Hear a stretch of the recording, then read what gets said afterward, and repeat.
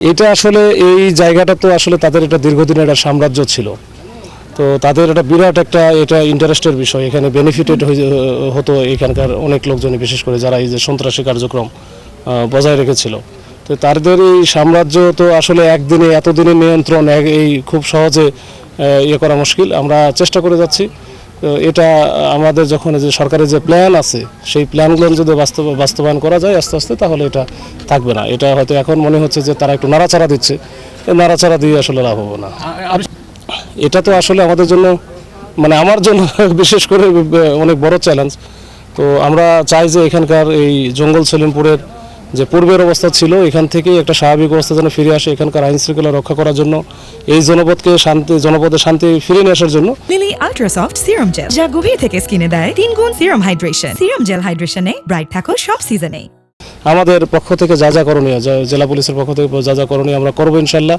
সরকারের পূর্ণ সাপোর্ট আছে আমাদের প্রতি। তো এইখানে সবচেয়ে বড় যে চ্যালেঞ্জ আমার কাছে মনে হয়েছে, যদি আমরা এই রাস্তাটা করে ফেলতে পারি বা রাস্তা যদি হয়ে যায়, পাকা রাস্তা হয়ে যায়, তাহলে সেক্ষেত্রে যোগাযোগ ব্যবস্থা উন্নতি হয়, তাহলে এখানকার 80% প্রবলেম সলভ হয়ে যাবে। অস্ত্র উদ্ধার বা ওদের ধরা বা ওইরকম কোনো কিছু আমরা জিজ্ঞাসাবাদের জন্য ওইখানকার কিছু লোকজনকে আমরা সন্দেহভাজনভাবে অ্যারেস্ট করেছি বা হেফাজতে নিয়েছি। তাদের আমরা যাচাই বাছাই করে যদি মনে হয় তারা এই ঘটনার সাথে জড়িত ছিল বা জড়িত থাকে, তাহলে আমরা তাদেরকে আইনগত ব্যবস্থা নিব। আর যদি না থাকে তাহলে তো তাদেরকে আমরা ছেড়ে দেবো মুসলেকান দিয়ে। গতকালকে রাতে আসলে যে মধ্য রাতে বলা যায় 1টার দিকে, তো আমরা যখন শুনতে পেলাম যে এরকম জঙ্গল ছেলে সলিমপুরে যাওয়ার যে রাস্তাটা, এই রাস্তার 2-3টা জায়গায় তারা কাটতেছে, গর্ত করতেছে, যেন হচ্ছে কোনো যানবাহন চলাচল না করতে পারে। তো তখনই আমরা আসলে ক্যাম্পগুলোতে আমরা সতর্ক করে আমরাও রওনা দিয়ে দিই। তো ক্যাম্পে এরা যেটা এর মূল উদ্দেশ্য ছিল, আমার কাছে মনে হয়েছে যে আমাদের যে নতুন ওখানে একটা অস্থায়ী ক্যাম্প তৈরি হচ্ছে, এই ক্যাম্পে তো এখনও আমাদের ফোর্স ওঠে নাই।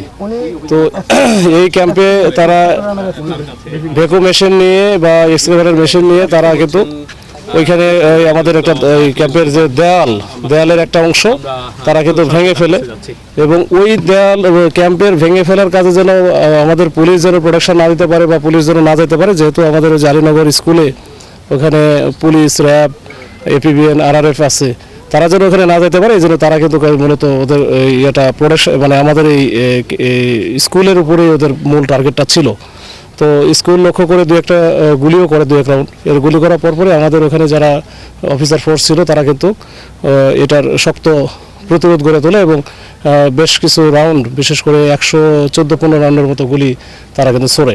তো এটার প্রেক্ষিতে আমরাও এর মধ্যে ইতিমধ্যে চলে আসি। তো আমরা এবং র্যাবের অতিরিক্ত যে টিম, তো আমরা যাওয়ার সময় আমরা দেখি তো এখানে ভাঙা অবস্থায়, তারপর আমরা হেঁটেই চলে যাই। তো যাওয়ার পরে মোটামুটি 4টা, 4:30 দিকে তারা কিন্তু ওইখান থেকে আমাদের যাওয়া এবং ওইখানকার প্রতিরোধ, এই দুইটা টিকতে না পেরে তারা কিন্তু চলে যায় হচ্ছে পাহাড়ের দিকে, দ্রুত পালায় যায়। এর মধ্যে তারা যে এক্সকাভেটর মেশিন নিয়ে গেছিল, ভেকো মেশিন, ড্রাম ট্রাক, মোটরসাইকেল 2টা, এরকম মনে হয় সব মিলে ট্রাকও আছে। তো এগুলো 5-6টা আমরা জব্দ করি কিন্তু। লিলি আল্ট্রাসফট সিরাম জেল, যা গভীর থেকে স্কিনে দেয় 3 গুণ সিরাম হাইড্রেশন। সিরাম জেল হাইড্রেশনে ব্রাইট থাকো সব সিজনে।